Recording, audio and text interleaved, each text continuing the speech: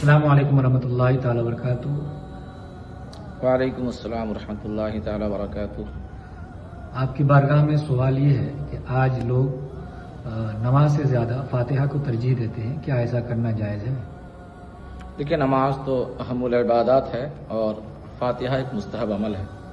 फातिहा नहीं करेंगे तो बारगाह खुदाबंदी में इसका सवाल नहीं होगा, लेकिन अगर नमाज नहीं पढ़ेंगे तो बारगाह खुदाबंदी में इसका सवाल होगा।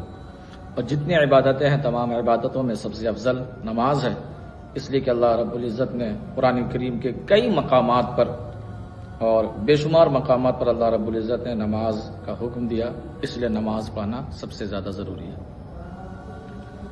लेकिन क्या इसका मतलब ये है कि फातिहा करना गैर शरई है? जी नहीं, इसका ये मतलब नहीं होता है, बल्कि फातिहा करना एक मुस्तहब अमल है। करें तो ये बेहतर है और ना करें तो इस पर कोई मुआखज़ा भी नहीं है। इसकी वजह से, नमाज की वजह से फातिहा नाजायज़ ऐसा कुछ भी नहीं है, रोज़े की वजह से फातिहा नाजायज़ ऐसा कुछ भी नहीं है। सबकी अपनी अपनी जगह फजीलत है।